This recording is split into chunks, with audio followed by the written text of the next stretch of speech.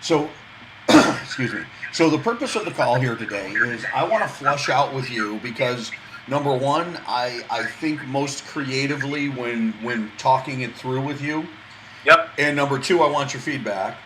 Yep. The idea here today is to get a landing page ready for the new messages that are going to go out on LinkedIn. And the new message that's going to go out on LinkedIn is going to revolve around, hey, listen, last year we launched certification and it went really well. A lot of you asked us to come back around this next time and you wanted more information, you wanted to stay in the mix. So who should get certified and who shouldn't? Okay. And then we talk about, and I think we should kind of have a list.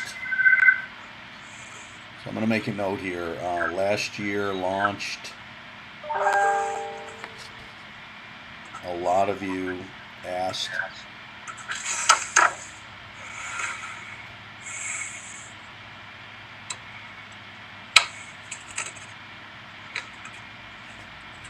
So who should, who shouldn't?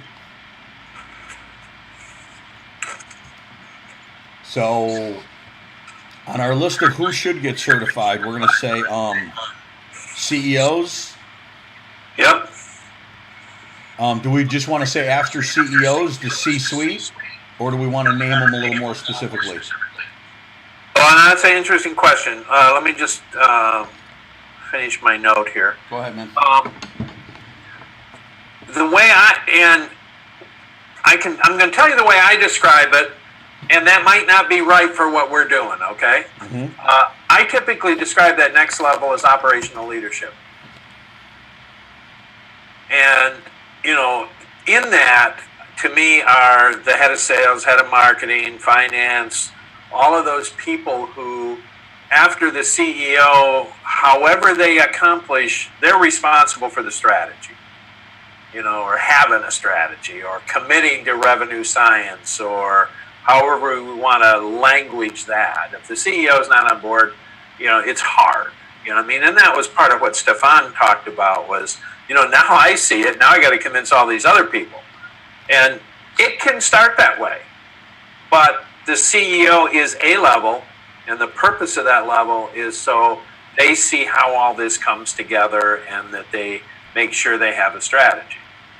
Then the operational leadership, ideally, either, they're participating in the strategy, but they're doing it because their job's going to be on the deployment.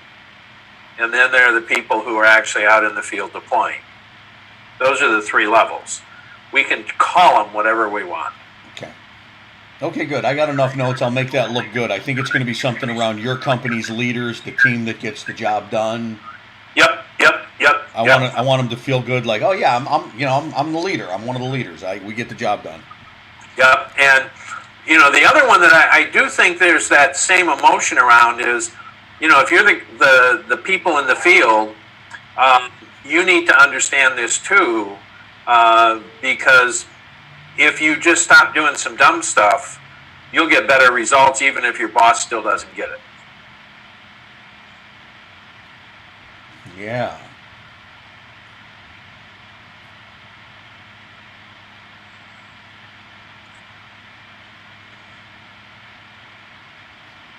Here, I'm going to say that like this. I'm going to say anyone who wants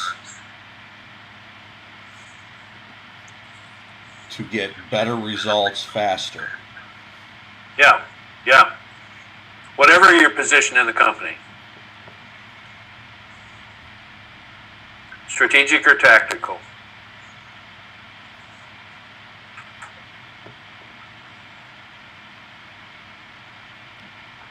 I mean, you and I have spent much of our career as sales guys.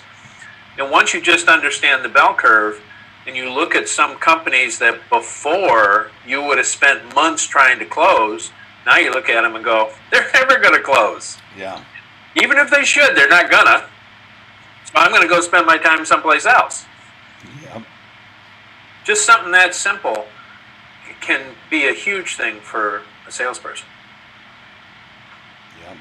Okay, and then under who should, Do we want to put? Do we want to have another line here now that now says either coaches or consultants? Yeah, my language is service providers. Which, for example, you are, whether you're a 5-person organization or a 50-person organization, you're a service provider to me. And you're picking up a whole bunch of stuff I don't know how to do, but I have to have done. Now, an individual consultant is also a service provider. And, so, matter of fact, it was interesting. I did a Vistage talk yesterday, and when I do one of those talks, the people that always scare me in the group are the people who want to think they know what I'm going to tell them. And one of the guys in there runs a big company on Salesforce implementation. And at the end of the day, he was the most excited about what I told him. But, those guys scare me because they can be threatened. So it really doesn't matter. He's an international Salesforce partner, so he's a fairly large one. But it can be individual consultants. It can be, trainers. Trainers absolutely could be part of this.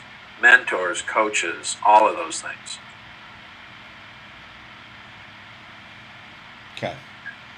Okay. Now, who strategically needs to go on the list of who is this not for? Like who's our true who's below our true north? Who should we say no to? It's interesting. I'm talking to one of those companies right now, who are not committed to change.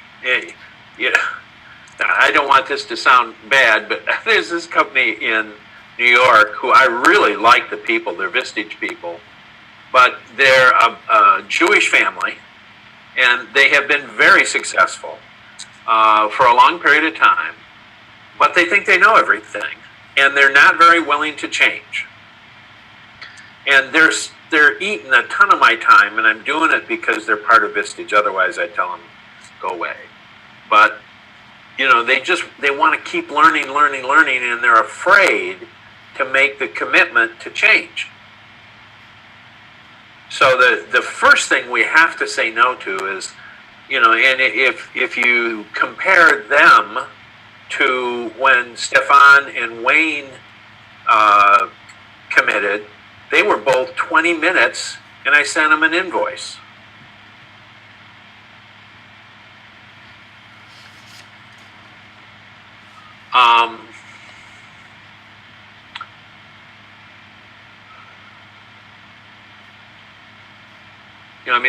That's the single biggest issue, where people think they already know what they need to know. They don't want to change. They don't believe they need to change. They don't believe there's enough out there they don't know to justify the investment of time and energy. I mean, you and I have similar backgrounds. We read everything we can find, and we go places to learn things. And, every day I'm amazed at what I don't know. And so we're looking for people who really have that commitment to continue to learn. And the other person, and I don't know how to say this, is somebody who doesn't want to. It was interesting. One of the guy from the Salesforce partner yesterday, he defined his job as putting the pieces of the puzzle together for his clients. And so that's the part of what we do. Is it isn't so much that any one of the things that we teach people is going to rock their boat, but when they start to put them together as part of a process or an organization or a design or a methodology, all of a sudden then you go, oh my gosh, I hadn't seen the relationships between these things. So people who don't want to believe the world's complex are terrible for this. Does that help at all? Yeah, it does, for sure. I'm taking a lot of notes here. Okay. I mean, any industry is okay. I don't know if I'd say this on the website or not, but the more complex the client, the better it is. I mean, and Stefan's group was a great example. Complexity everywhere. They're global. Their services, and they're trying to also figure out how to sell on the web. And I mean, there's just complexity everywhere. And so the opportunity for chaos is immense. So the more complexity, the better the client.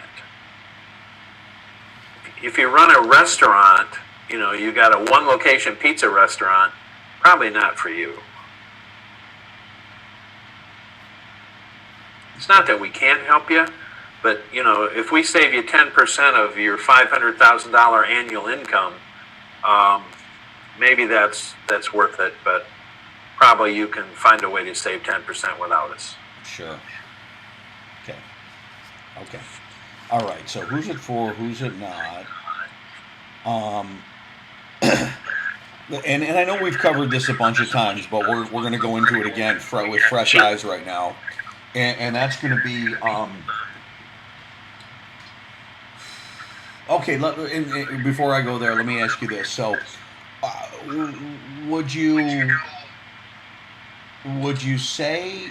Do we want to say something along the lines of your company should be doing in excess of X number of dollars in annual revenue for this to be a good fit for you?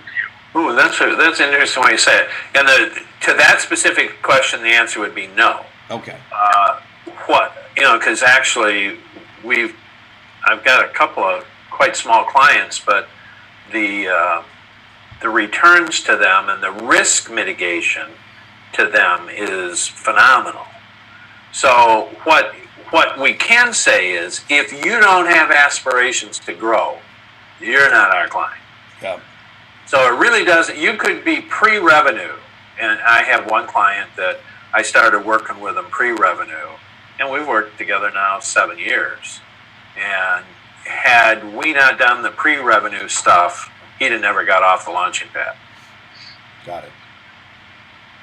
But he plans to be $100 million company, and I think he can. So that's what's important, is that your intention is to grow. That's why that predictable part's so critical.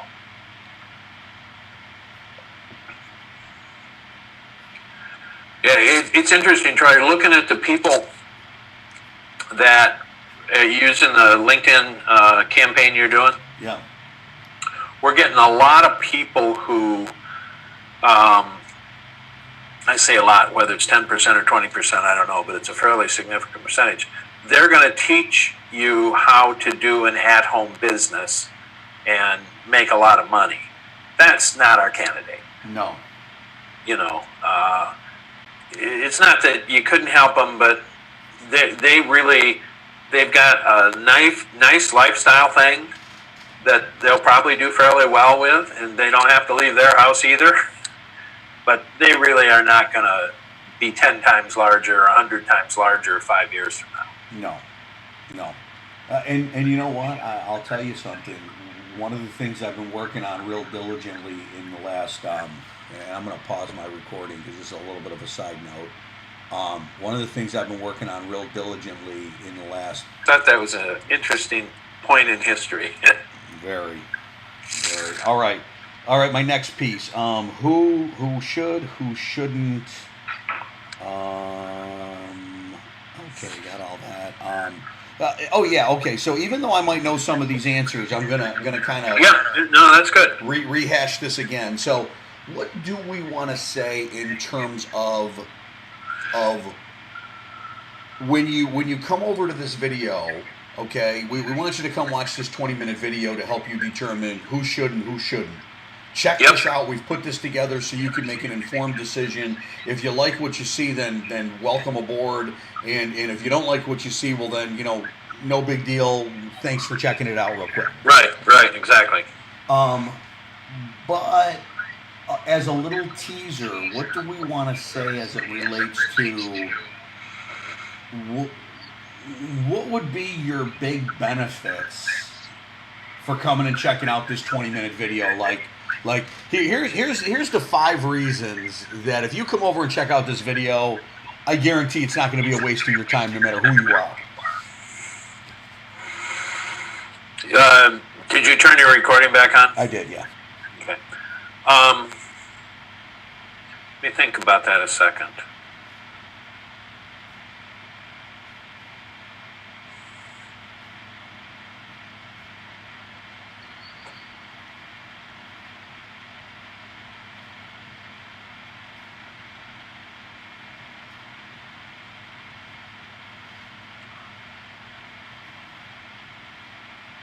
Okay, you said 5, so let me see. Can't read the third one now. Let's see.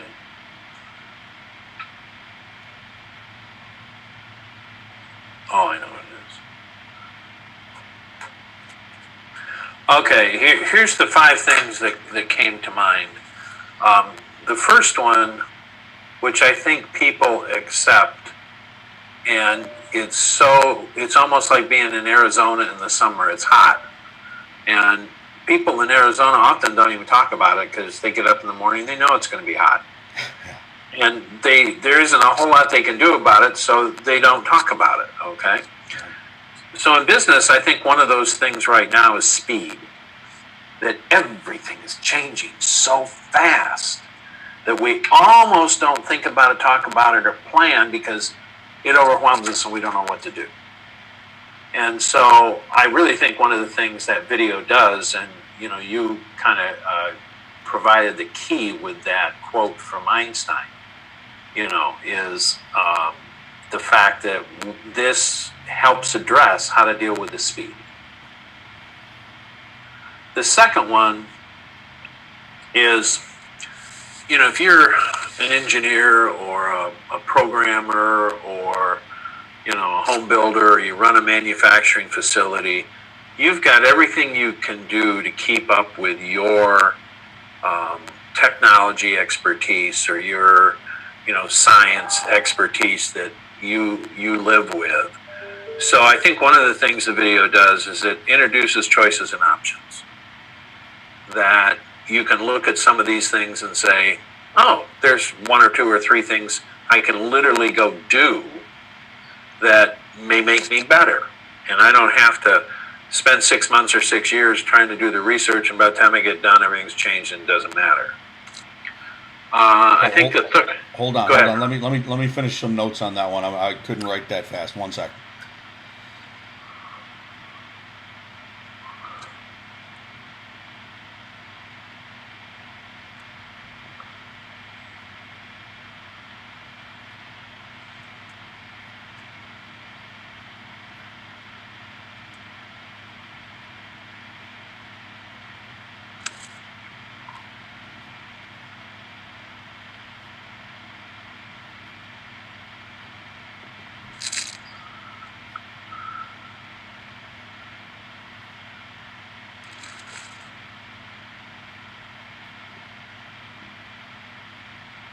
Okay, good. Got that. Number 3?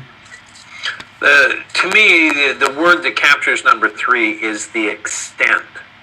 The extent of the issue. And, this is confidential between you and I, but Quadris. And one of their challenges is literally last month, their only client, it's a big client, Fidelity, really came back to them. And what I think Fidelity really said is, guys, we need to be in the cloud. We need to have a different approach to the problem you're solving for us. And we're not going to talk to you about what we're going to do next, but it's not going to be you. Wow. And so to me, that's the frog in the water. Okay? Until the frog boils and dies, everything's okay. Because it gets faster, it gets more complex. There's different issues on the part of the buyers, and everything's changing. But until I die, I'm feeling all right. oh, we're not making quite as much money, or, it was interesting in the group I spoke to yesterday. I think half of them were flat. Well, I'll tell you what, if you tell me you're flat year over year, I'm concerned that that's that stage before you disappear. Yeah. Okay? And so you're feeling good. Yeah. We're not doing bad. We're the same as last year. Well, that's that stage where you quit growing and you become insignificant. And then the next step is you go out of business. Yeah. And so I think the extent thing is a big deal. And, because you can feel okay. And, in the case of Quadris, they have done great work for quite a period of time, but they chose to freeze and not do anything new. They just wanted to keep doing more. And, we'll see if we can fix it, but, they still haven't committed to fixing it. Wow. So we'll see. But I think extent's a big deal. Yeah, that's a good one. I got some great notes on that one. That's going to be a nice one. And then the next one is, I'm going to give you the next two simultaneously because it's a yin and a yang. And that is that whatever you're going to do has two parts to it. It has a business organizational part, and then it has the operational part. And they have to be treated as a yin and a yang. Too often, and the ones you and I have suffered through probably frequently, the senior executives say, okay, we want to grow, but we're cutting all the budgets. So the business side says, let's go grow, but the operational side says, well, we're going to do it with a lot less money than we've ever done it before. And the reality is they don't go together at all.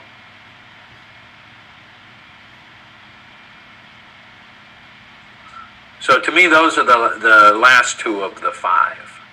That this problem cannot be solved either with just some stroke of business genius or, some great sales leader or the great marketing person. You cannot separate those two things and fix this problem.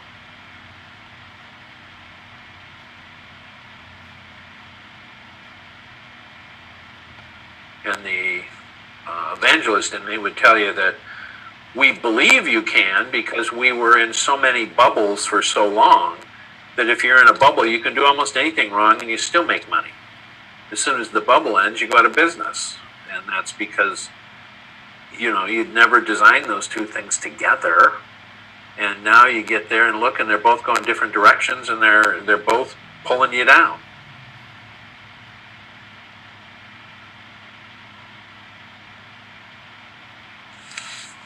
So those, I think, would be the five.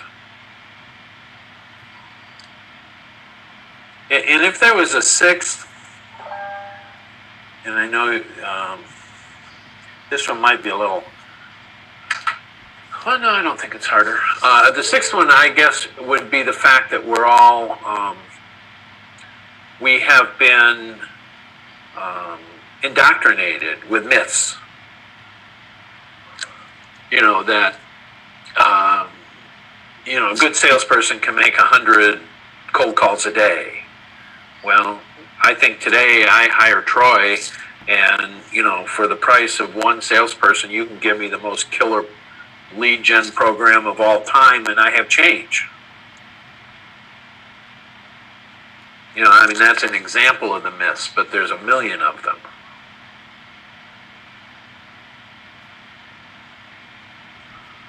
Yeah, I like that. I'm going to fit that one in there. Yeah. Okay. Yeah, so, and that I think is in that video. I think there's reference to the myths in there, so. Yep, there is for sure. Okay.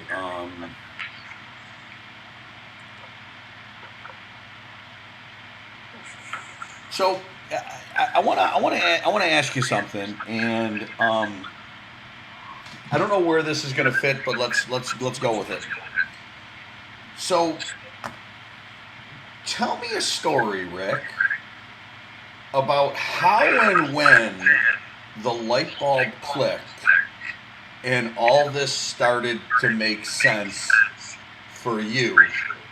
Like, what was the shift with you? Like, there was a point in time where you went from struggle and you weren't sure how to put all this together to, oh my gosh, I had a breakthrough and here's how it all changed. Well, I'll tell you what it really was, and we may come up with another version, but for me it was, I worked for McDonnell Douglas, and by far that was the most money as a sales guy I ever made. The average guy in our office was over $300,000. This is in the 80s. Wow. And yet what I realized was every time I sold a deal, and almost every transaction was a 7-digit transaction. So I sell a deal, and what I very quickly realized was I could not count on the manufacturing side of the business to enter the order correctly. I couldn't count on the dates they gave me for scheduled manufacturing to be true. I couldn't count on the fact they were actually going to build all of the stuff that I ordered. And I couldn't count on the fact that we had contacted the client and scheduled training, and we hadn't sent an engineer to their site to build the raised floor and put in the air conditioning and the correct electrical circuitry. I couldn't count on any of those things.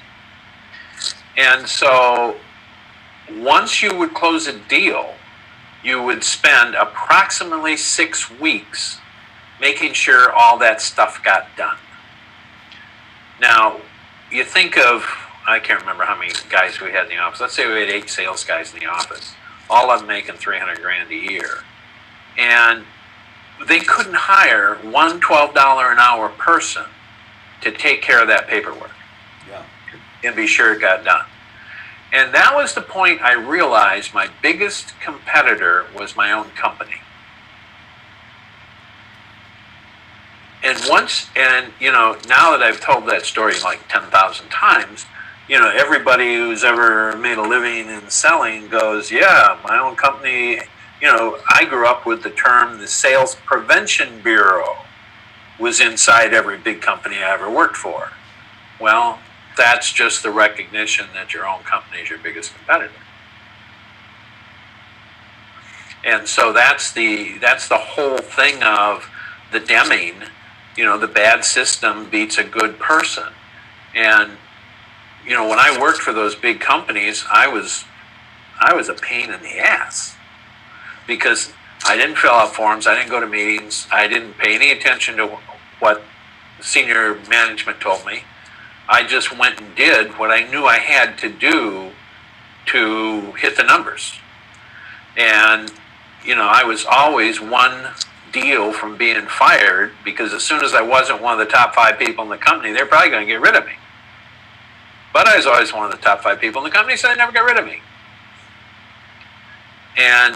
But I avoided the chaos. I just wouldn't do it. And yet, when you think of hiring, and CompuWare was a great one. We had all these really smart young kids.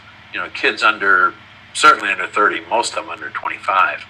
And smart kids. And they would do all that crap that the company would teach them. And they all failed. The ones that succeeded, most of us were over 30, and a number of us over 35. And we were just at a point in our career we just wouldn't do the stupid stuff. And all of us who wouldn't do the stupid stuff were the ones who went to club. I don't think we were any more talented. We were just willing to take the risk of not do what the chaos asked us to do. So that was where it got really clear to me that, it really was not about was I the best salesperson in the place. Probably I wasn't, but I was willing to not do the dumb stuff. Yep, I like that. Okay.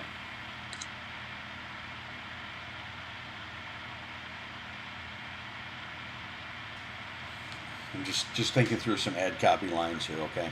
Yep.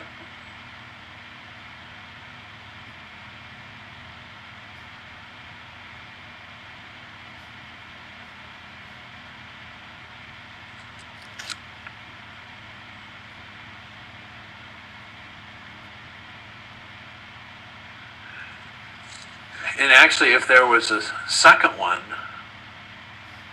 twice, I sold myself out of business.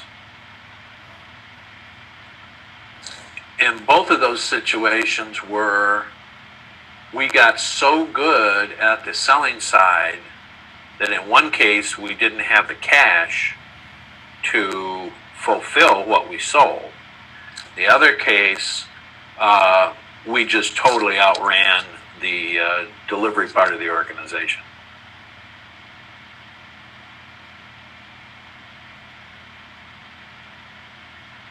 You know, which also speaks to why when we talk about revenue science, it's the, you know, the yellow, gold, blue, red, because as soon as any one of those gets either too good or too bad, it's over. Yeah. So at what point, let's take revenue science the way it's being delivered today. Mm-hmm. At what point did you have it in its current format? About when? Oh, that's an interesting question. The fundamentals over 20 years ago. Okay. You know, the revenue roadmap. When you look at the roadmap, we talk about the colors today, but under the colors are investigate, early qualify, late qualify, solidify, contract, close, and deliver. We did those in the, you know, early 90s, late 80s. You know, we nailed that. We've been doing the bell curve piece for, you know, even before that. So most of the, you know, the methodology fundamentals have been in place for a long time. You know, there's some things that, you know, revenue resources required and a couple of others are fairly new, but that 5-step piece, that's 15 years old. Most of the stuff is well over a decade old and some of it over 2 decades old. Okay, that's cool. All right. I think. All right. I actually like what we got here. I think between the LinkedIn message and the landing page, I think most of what we've covered is going to be in there, leading up to, hey, here's the video. Yep. Okay. Anything else that, as I ask this question, does anything else come to mind that you think should be mentioned either in the LinkedIn message or on the landing page that we may have missed? Something important. I'm not sure this fits, but to me it's important. It's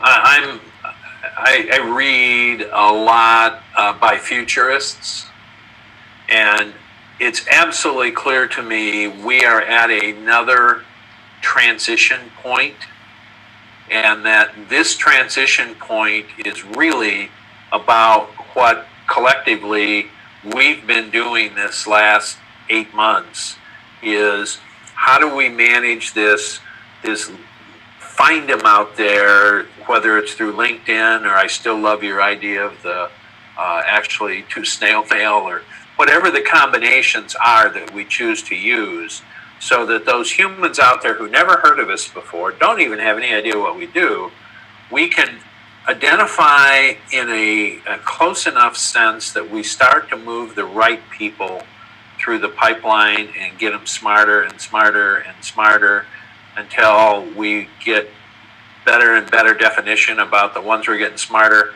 and then we have a sales call. I mean, I think that is the transition point that for the next decade is going to make or break companies, period.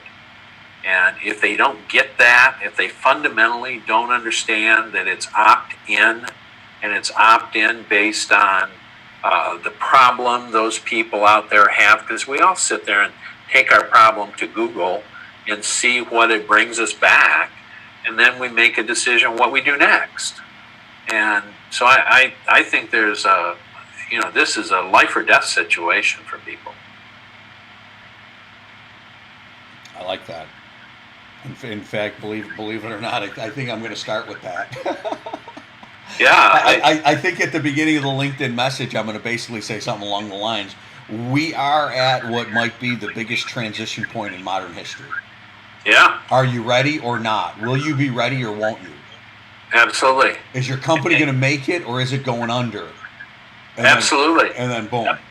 And that plays to the myths because, it was interesting listening to these guys yesterday, and because of what we've been doing, I'm getting better at engaging people when I speak in the first couple of minutes. And, they're sitting there talking about, I want more wallet share, I'm going to cross-sell, I'm going to upsell. But then when you flip it around and say, which one of you in the room wants a vendor who's plotting more of your wallet share and how to upsell you and cross-sell you and contract you so you can't get out? Well, nobody wants that. Yet that's what we're all taught. Yeah. I mean, that's one of those myths, and it's going to be a fatal myth. Because as soon as you have a choice of a vendor who doesn't think that way, you're going to desert that first guy in a heartbeat. Yeah.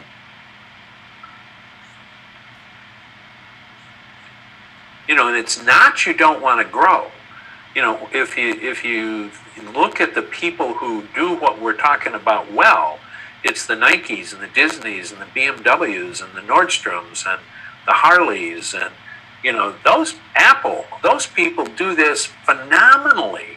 They think about the customer first and how do I delight the customer, and don't tell me they can't scale. Those guys are all pretty good at scale.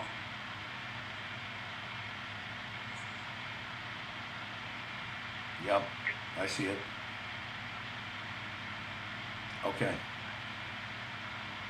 So I think that was a nice piece there. I really like that because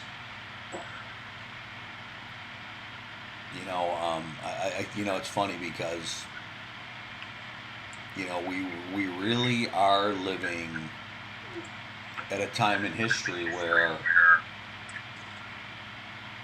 I don't think anybody really knows what this next 20 years holds. No. It's going to be quite an interesting journey, and I think a lot of things are going to unfold in a way that we haven't seen before. Well, and it's interesting, Troy, that you say that, and one of the things I believe that what we help people to do is we have no clue what's really going to happen. But what we do is we kind of paint the white lines on the road so that we say if you stay between these lines, whatever happens, you're going to be better off than if you've chosen the whole world to run around in and hope you figure it out. Because we're giving you a set of principles and rules and metrics and points of science that if you fight them and you run around outside the white lines, maybe you're that lucky guy that goes through the desert outside Nevada and you don't die, but 19 out of the 20 of you are going to die. So we're going to put you between the white lines so there's a spring or a pond or something there so that you don't die.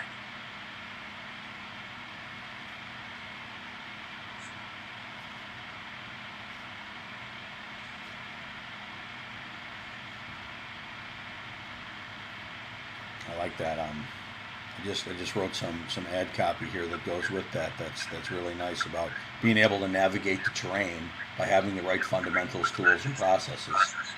Yeah. It's kind of like this. Like for example, can we predict the future? Absolutely not. But if you drive within the white lines and you use these fundamentals, you have the greatest ability to be able to make changes before you need to make the changes. Absolutely. That's the whole thing. That is the whole thing. Yeah. See, because I think what is going to give us the greatest advantage to gaining the trust of the people on this list to want to work with us on this project is being so honest with them where, hey, can we predict the future? Of course not. Anybody who tells you they can, they're lying to you. But here's what we can do. And then we paint the picture in such a way that they realize that with the right language, with the right tools, with the right fundamentals, it gives them the greatest advantage to be ahead of the curve and to understand how and why things are happening out there, and then to make sure your business is in tune and in harmony. Yeah, and that's very similar. One of the stories I tell that helps people with that is, I'll ask how many of you are parents, and of course, almost everybody's a parent. So then, tell the story that, well, when your child was born, you bring them home, you put them in the crib. You're absolutely sure that pretty soon they're going to be up on all fours. Then they're going to be launching back and forth, and then they're going to be crawling. Then they're going to toddle, and then they're going to run like hell. Now, if you chose not to plug up the electric sockets, you can't be surprised if they stick their tongue in there. Now, can I tell you what day it's going to happen? No. But I can be pretty sure 99 out of 100 times that's the sequence of what's going to happen. That's funny. And it's so... It's so appropriate to what we're helping people understand. If you're in one industry, you may crawl faster. If you're in another industry, you crawl slower. But you're still going to crawl. Yep. And, so once you start to understand the relationship between the baby coming home and turning over and up on all fours, and business is the same way, once you understand those things and you start to put them together, you can get reasonably predictive. Certainly better than if you're outside the white lines. Yeah.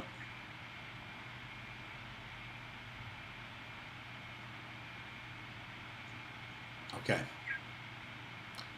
All right. I think I have what I need. I'm gonna get this. I'm gonna get a landing page and a LinkedIn message put together.